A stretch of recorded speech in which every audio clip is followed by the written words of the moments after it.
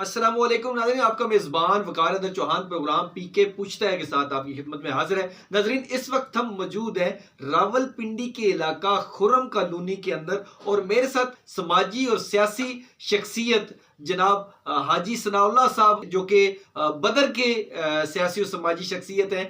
ان سے بات کرتے ہیں کہ جو ملکی حالات جا رہے ہیں اس کے حوالے سے یہ کیا کہتے ہیں، اور اس کے علاوہ جو فلسطین کے اندر مظالم ڈھائے جا رہے ہیں اسرائیل کی طرف سے، اس کے اوپر جو مسلم امہ خاموش ہے اس کے بارے میں یہ کیا کہتے ہیں۔ السلام علیکم جی۔ وعلیکم السلام ورحمۃ اللہ۔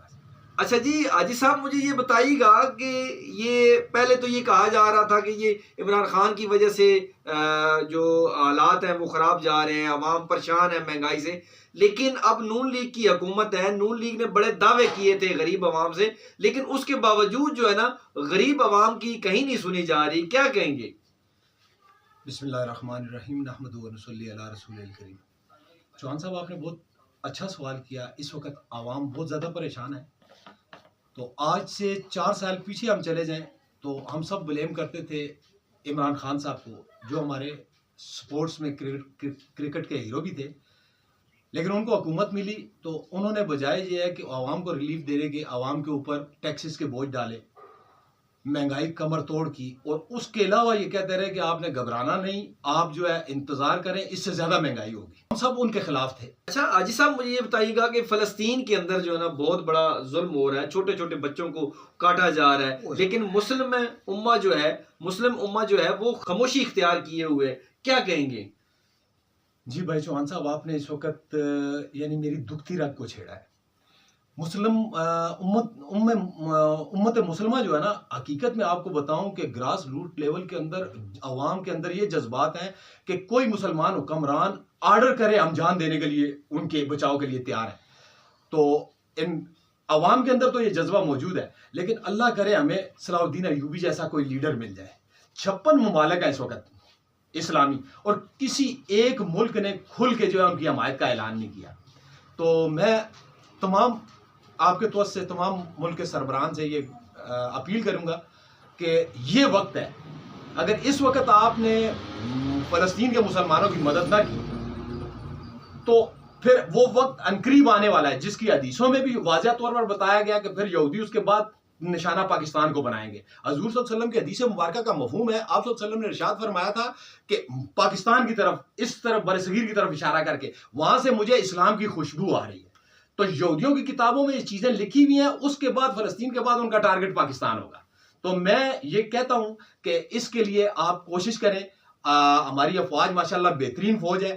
ہم حافظ صاحب سے، اپنے سپہ سالار سے درخواست کریں گے کہ آپ قدم بڑھائیں، آپ کے سامنے یہ عوام کھڑی ہوگی، ہم آپ کے سامنے کھڑے ہوں گے، ہمارے سینے سے گولی کراس کر کے آپ تک پہنچے گی۔ تو آپ انشاءاللہ اس کی آواز اٹھائیں۔ ہم انشاءاللہ فلسطین کے لیے لڑنے مرنے کے لیے تیار ہے، عوام تیار ہے اس کے۔ 57 ممالک کا فوجی اتحاد ہے، لیکن اس کے باوجود کوئی بول نہیں رہا، تو جس دن اپنے اوپر پڑ جائے گی تو پھر ان کو بھی لگ پتہ نہیں جائے گا۔ ہاں، اس وقت پھر یہ بھی بل بلائیں گے، اللہ معاف کرے وہ وقت نہ آئے تو کوئی مسلمان ملک آج اگر نہیں بولا تو اس وقت بھی نہیں بولے گا۔ تو بھائی کل اس سے پہلے کہ ہم اپنے بچوں کی، اپنی بیٹیوں کی، بہنوں کی لاشوں کو اٹھائیں، اس سے پہلے ان کی حمایت کرنا۔ آج ہم سب دعائیں کرتے ہیں، یا اللہ جس طرح تو نے ابرا کے لشکر کے لیے ابابیلوں کا استعمال کیا تھا، اے اللہ آج تو وہی مدد اتار۔ خدا کی قسم آج وہ مدد نہیں اترے گی۔ اگر وہ مدد آ بھی گئی تو ابابیلوں کی وہ کنکریاں مسلمانوں پر گریں گی۔ 80 کروڑ کی آبادی ہے یہودیوں کی، اور 2-2.5 ارب مسلمان ہیں۔ ہمارا دین کیا کہتا ہے اس کے بارے میں، جو ملکی حالات ہیں اور جو فلسطین کے اندر ہو رہا ہے، دین ہمارا کیا کہتا ہے؟ ہمارا دین اس کے بارے میں یہ کہتا ہے کہ اس وقت اگر اسلامی سربراہی ملکوں میں سے کوئی سربراہ یا سپہ سالار اٹھ کے ان کی مدد نہیں کر رہا، یمن نے الحمدللہ اعلان کیا، ایران نے اعلان کیا، ہم اس کو اپریشیٹ کرتے ہیں، اگر نہیں کر رہا تو عوام کے ذمے یہ ہے کہ وہ یہ کوشش کرے کہ یہودی اور نصرانی پروڈکٹ، عیسائیوں کی کوئی پروڈکٹ یوز نہ کرے۔ مجھ سے ایک بندے نے سوال کیا، جی 100 روپے کی کوک کی بوتل لینے سے کیا فرق پڑ جائے گا؟ تو میں نے اسے کہا بھائی 100 روپے جب یہ ان کو جائے گا نا تو 100 روپے سے 2 کلاشنکوف کی گولیاں آتی ہیں، وہ خریدیں گے اور ہماری مسلمان بہنوں، بیٹیوں اور بچوں کے سینے میں اتاریں گے۔ تو یہودی پروڈکٹ کا سوشل میڈیا کے اوپر सब वो इश्तिहार चल रहे हैं, नेस्ले की चीजें हैं, कोक है, पेप्सी है, मिरिंडा है, लेज है, ये सब इसका प्रॉफिट उनको जाता है। इस प्रॉफिट से वो असला खरीदते हैं अमेरिका से और हमारे मुसलमान भाइयों से। मैं अपनी आवाम से ये अपील करूंगा, इस्लाम ये कहता है कि आप माली मदद ना करो। कल अल्लाह के यहाँ अगर सवाल हुआ कि आपको मैंने माल दिया था, उस माल को आपने मुसलमानों के हक में खर्च किया या उनको मारने के हक में खर्च किया, तो खुदा की कसम हमारे पास जवाब नहीं होगा। उस वक्त अल्लाह पाक हमसे पूछेंगे कि तुम उन यहूदियों की प्रोडक्ट खरीद के उनकी तिजारत को बढ़ा के उनको जो है नफा पहुंचाते थे, KFC इस्तेमाल करते थे, मैकडोनल्ड इस्तेमाल करते थे। हम देसी लोग हैं। शाह फैसल की एक बात करके मुख्तसर करूंगा बात, तो उनको अमेरिका ने धमकी दी थी कि आप जो है ये इस्लामी कवानीन जो है यहाँ पर खत्म कर दें, ये कातल को गर्दन उतारना, चोर का हाथ काटना, ये सजाएं जो है इस काबिल नहीं है कि इंसानों पर इस्तेमाल हो जाए, तो इसको खत्म कर दें। उन्होंने कहा कि हम नहीं करेंगे, इसलिए ये अल्लाह की आदें उनको हम यहाँ पर जारी रखें। तो उसने कहा कि हम आपकी पेप्सी, मैकडोनल्ड्स और ये चीजें जो बर्गर बंद कर देंगे। तो शाह फैसल रहमतुल्लाह अलैह ने कहा था कि हम बद्दू हैं, सहरा के रहने वाले हैं, हम ऊंटनी के दूध पर और खजूर पर गुजारा कर लेंगे। उसने कहा हम आपसे ताल्लुक खत्म करते हैं। उसने कहा मैं पहले खत्म करता हूं, पेट्रोल बंद कर दिया था। उस वक्त की तारीख को उठा के देखें, 2 दिन बाद पूरे अमेरिका के अंदर रोडों पर गाड़ियां खड़ी हो गई थी। उस वक्त उन्होंने स्टोर नहीं किया हुआ था।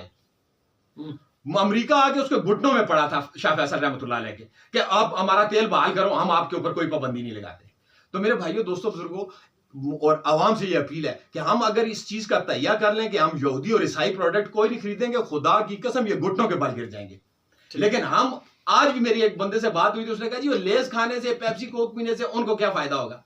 और भाई इसी प्रॉफिट से वो असला खरीद रहे हैं, बम खरीद रहे हैं जो उनके ऊपर चला रहे हैं। तो आज इस चौहान साहब के इंटरव्यू के हवाले से मैं आवाम से ये अपील करूंगा कि हर आदमी हर उस प्रोडक्ट को जो यहूदी प्रोडक्ट है अपने बच्चों को ना इस्तेमाल करने दें, खुद ना इस्तेमाल करें। आप ब्रेक डाउन करें, इंशाल्लाह ये KFC, मैकडोनल्ड्स यहां से दुम दबा के भागेंगे, वो लोग हमारे घुटनों में बैठेंगे। ठीक है, क्या मैसेज क्या देंगे? वैसे मेरी तरफ से मैसेज यही है कि इस्लामी सरबराह से और खासकर हमारी फौज जो है माशाल्लाह इस वक्त सारे इस्लामी ममालिक हमारी तरफ देख रहे हैं। इस्लामी मुल्कों में हम एटमी ताकत हैं। हम अपने सिपहसालार से ये गुजारिश करेंगे कि आप स्टैंड लें, हम इंशाल्लाह आपके साथ हैं और हम अपने मुसलमान भाइयों के लिए, उनकी इज्जत के लिए, उनके जान माल के लिए लड़ने मरने के लिए तैयार हैं और मस्जिद अक्सा के लिए लड़ने मरने के लिए तैयार है। हाफिज साहब, आप कदम उठाएं, इंशाल्लाह तारीख आपको सलाहुद्दीन अय्यूबी सानी के नाम से याद करेगी। ठीक, बहुत शुक्रिया जी। नाज़रीन, आपने देखा मेरे साथ मौजूद थे हाजी सनाउल्लाह खान साहब, जो कि मजहबी और सियासी शख्सियत हैं, और इनका कहना यह है कि जो मौजूदा हालात जा रहे हैं, गरीब आवाम जो वाकई परेशान है, लेकिन जो मरियम नवाज साहिबा हैं, नून लीग ने कुछ जो है ना वो रिलीफ दिए है आटे की सूरत में, और इनका कहना यही है कि इंशाल्लाह आने वाले रोज इससे भी अच्छे होंगे। और फलस्तीन के हवाले से इनका कहना यह था कि फलस्तीन के अंदर बहुत बड़ा जुल्म हो रहा है। जो इस्लामी ममालिक हैं उनको चाहिए कि वो बोलें और स्टैंड लें। अगर इन्होंने आज फलस्तीन के लिए स्टैंड नहीं लिया तो कल इनके लिए भी कोई स्टैंड नहीं लिया गया। इसी के साथ अपने मेजबान वकार चौहान को इजाजत दीजिए। अल्लाह निगहबान।